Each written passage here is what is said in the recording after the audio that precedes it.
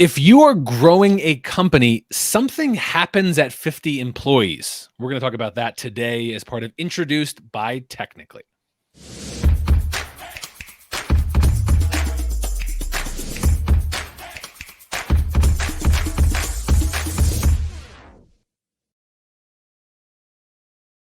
Hey, I am Chris Wink. I am the CEO and co-founder of Technically, a news organization that serves a community of technologists and entrepreneurs. We also organize Introduced, an annual conference that is focused on building better companies. We're doing this a little bit differently for 2022. We are pre-recording our sessions, our conversations, and debates, so you can learn when and how you want. Then you join us in person on Thursday, May 12th in Philadelphia for small group discussions where you can dig into the specifics of what's blocking your company from being the best that it can be. So that's what we're doing right now. I'm joined by Timothy Durbin. He's a senior associate and executive comp at Morgan Lewis. Timothy, thanks for being here.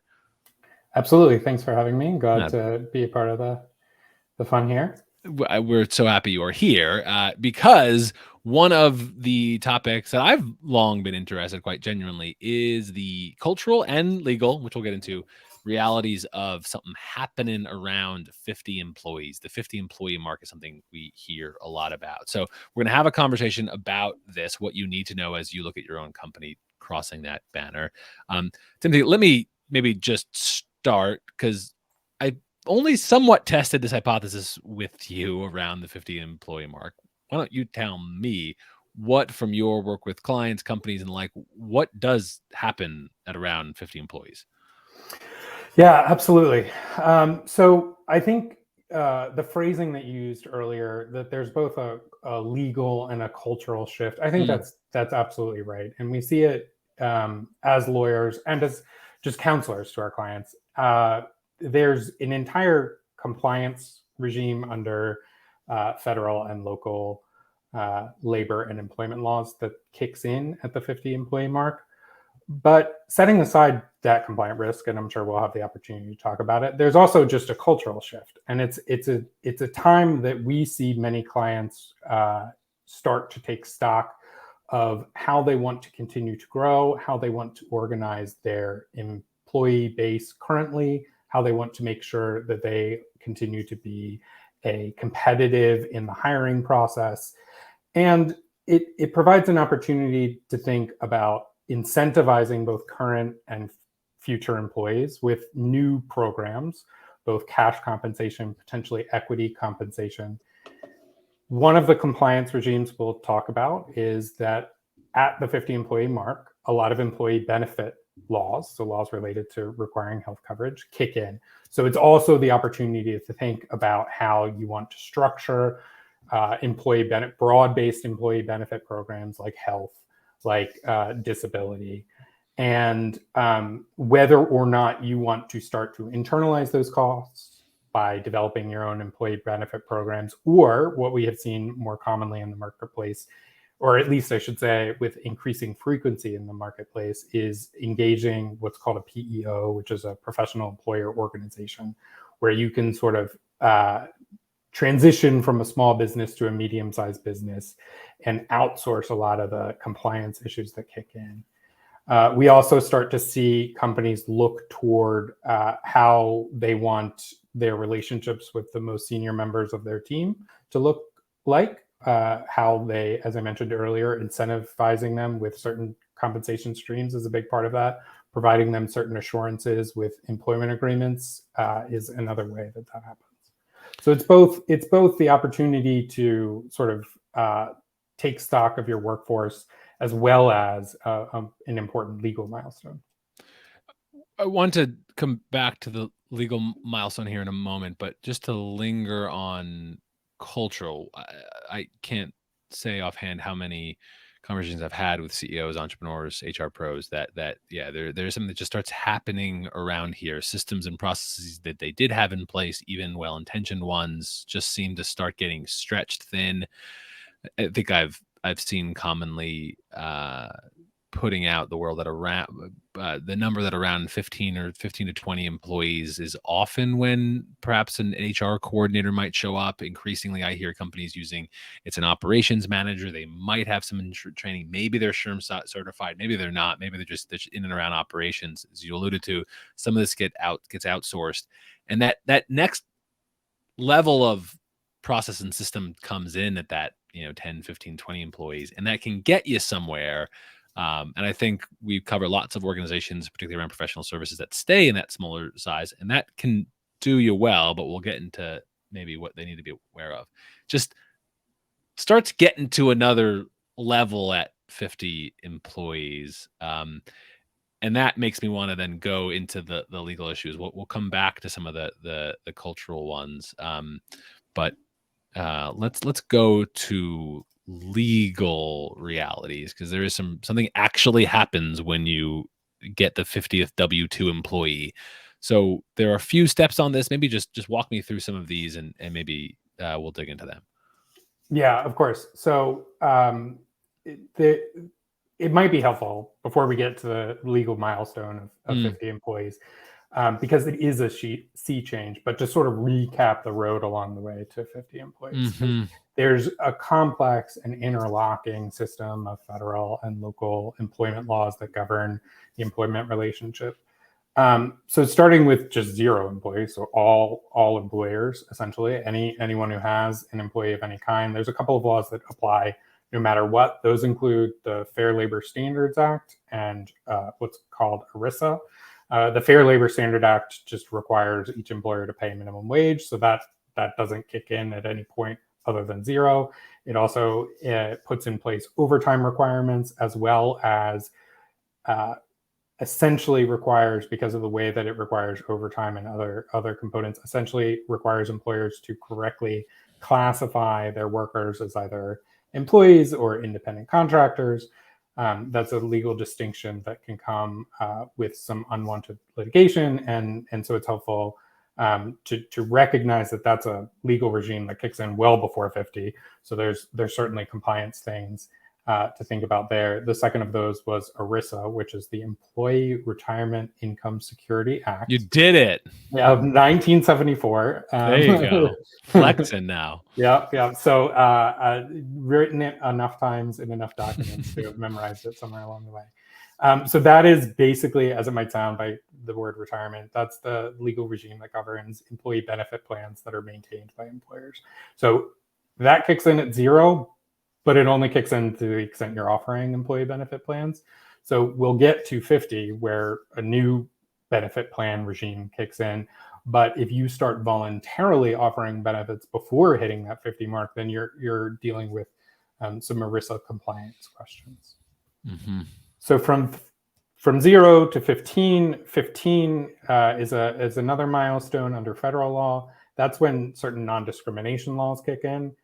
Small caveat, the Pennsylvania equivalent of those federal laws tends to kick in at 4 employees. So you are already probably beholden to certain non-discrimination laws. But at the federal level, Title VII kicks in at 15. That governs race, color, religion, sex, and national origin.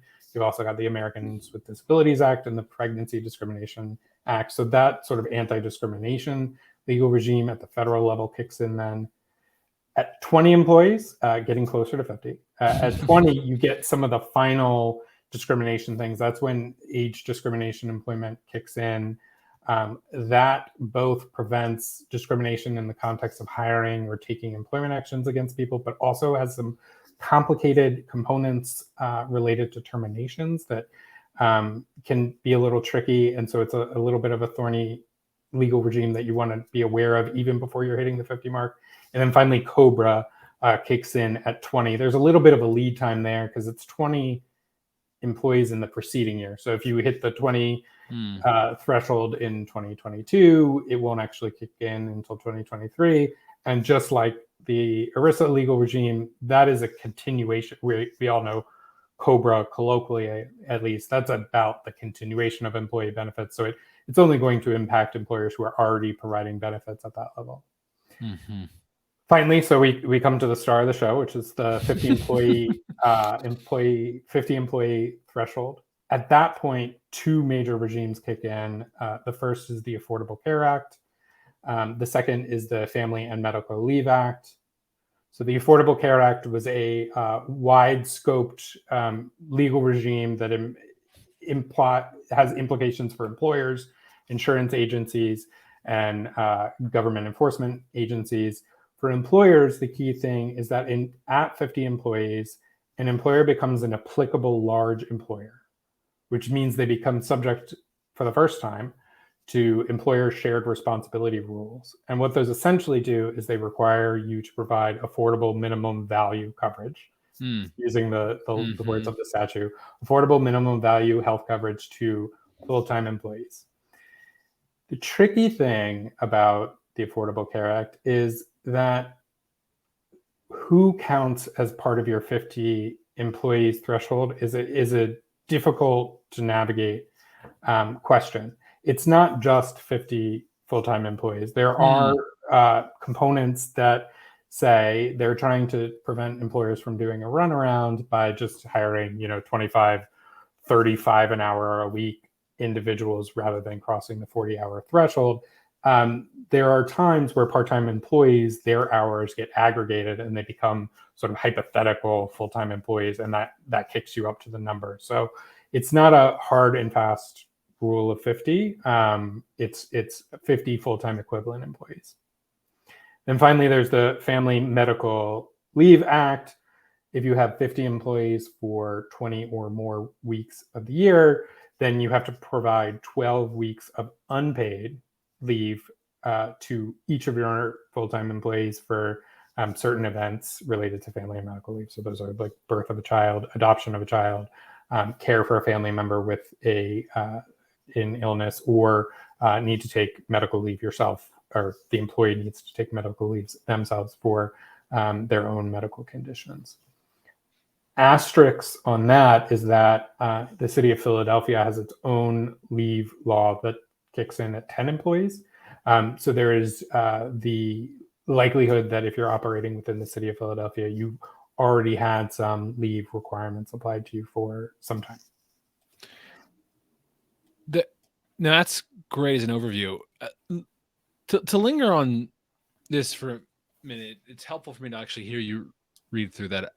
I lead a small 20-person organization, so elements of that I'm quite familiar with. I also know from lots of interviews, particularly in and around tech and tech-enabled companies in very competitive hiring environments, many of those thresholds you described, I suspect many, at least in the CEO and employer side, if they're not coming from HR backgrounds or legal backgrounds, they would say, I would be doing all of those things whether or not they were legally required, because they are necessary to compete in a professional service, in a legal, in the hiring landscape that tech and tech-enabled companies are. Maybe talk to me a little bit about that. Like, if I'm like, well, none of this sounds important to me because I'm doing all of this whether or not there was any legal requirement to do so. Yeah, certainly. And it's a really good point. I think my experience with tech companies is similar to the interviews that you're describing. I think the pressures of a tight market for hires has certainly created a lot of voluntary packages offered even before they're legally required. So you see people start to offer, not just the minimum benefits required under the Affordable Care Act, but decent to good healthcare benefit packages for their employees. And by good, I just mean competitive in the marketplace. Right. So you start to see that operate at earlier points in the development of a company. There are some things that kick in with that. So at any point when you start offering broad-based employee benefits, whether they're health, which is most of what we've been talking about, but also retirement. There's no point at which federal or local law requires you to implement a retirement plan. But once you start to offer one, which is usually around this 2050 range, as you say, sometimes earlier for tech companies that face a competitive market, Once you start offering plans, then you become voluntarily subject to certain regimes. So if you were to offer a 401k plan, you have annual filing requirements. You have what are called anti-discrimination testing. You can't have a 401k plan that is only benefiting essentially the most highly compensated. It must meet certain anti-discrimination testing rules or operate within a safe harbor because it, say, offers a match on employees. There are ways to sort of skip those rules because you've only got, say, 10 employees. 6 of them are highly compensated. 4 of them are administrative, and there's a big shift, and you don't want your plan to blow through those rules. So you can operate within a safe harbor and avoid those rules. Mm-hmm. Noting that, of course, the federal government and local governments don't really care if you're a fast growth startup or you have plans to develop a services business that will not perhaps grow as fast. But I wonder if when you're talking to clients or companies, does the type of company matter? Probably not in the legal sense, but even in the cultural sense of what 50 employees means, does it matter what type of company or organization you're talking to? Yeah, absolutely. I think it matters both in terms of the industry in which they operate, as well as sort of their mindset of how quickly they're looking to grow and what they're eventually marching towards. So, for example, if you are a company that expects to grow exponentially in the short term, and you are marching, your sort of strategic objectives are for private equity or other investment or acquisition, to become a portfolio company of a private equity shop, or just you're looking to do rounds of fundraising. Often in this time in a company's development and the development of their workforce, they start to look at ways to incentivize their employees to be marching toward that same goal that the owners of the business are marching towards. So one of the most common ways, and it's especially common in the tech space, is equity compensation or equity-like compensation. So that's either true equity or a cash instrument, a cash award, whatever you want to call it, that looks and feels like equity, traces equity. The most common examples in the tech industry, at least, of equity awards, we're talking about stock options. So granting stock options to your employees, or, what was very popular in the sort of most recent trend of large household name tech companies, RSU agreements, so those restricted stock award agreements. We start to see companies that really want to march toward liquidity. One of the best ways they think to do that is to incentivize their employees by giving them a piece of a liquidity event, ultimately. For other sectors and for slower growth, I think the considerations tend to be a little different. I think you want to keep employees engaged. I see a lot more cash awards. It's very common, nearly ubiquitous, to have some type of annual bonus that's either completely discretionary or being paid out based on the achievement of a performance metric. But you can start to think about a long-term cash award, right? So if we have EBITDA of X, then an award is going to look like Y. If our EBITDA is W, then it's 2Y, so on and so forth. You can start to think about ways to, again, as with the other population, you can think about ways to incentivize your workforce to work toward your business objective. Mm-hmm. This is a great foundation. I wonder what questions, ideas you want your clients, prospects, companies, what have you, what are they supposed to be thinking about or leaving a conversation like this with? What's next? What else are they thinking about? Yeah. So I think, as we noted at the top, really it's a cultural shift and it's a legal shift. You should really start thinking about how your business is going to meet increasingly complex legal requirements. those aren't just the employment-based regimes that we're talking about, but as your company develops, you're going to be facing all kinds of other legal requirements in the space that you operate. And so building out your internal legal team is an important concept. If you know, before hitting the 50 mark, some businesses rely on a chief operations or chief financial officer type of role to sort of dual hat and liaise with external lawyers to satisfy things. You might think of building an internal legal team. The same is true with HR functions. Often in this 20 and especially at the 50 employee mark, you want to start thinking about how costly it will be to not have an internal team running some of these employee benefit plans that you are either offering voluntarily or now under the Affordable Care Act required to administer. You know, if you don't have an internal team, that's a lot of external money that you're paying to outside advisors, outside administrators, outside record keepers. Some of that can be internalized with a single salary employee, multiple salary employees covering multiple aspects. So it's a good time to sort of take stock of whether or not you need to build out independent departments that you maybe haven't focused on yet because you've been so busy growing your business. It's also a good time to start talking to your outside counsel about really, as you become a more mature business, to really think about having a disciplined documentary practice with your employees.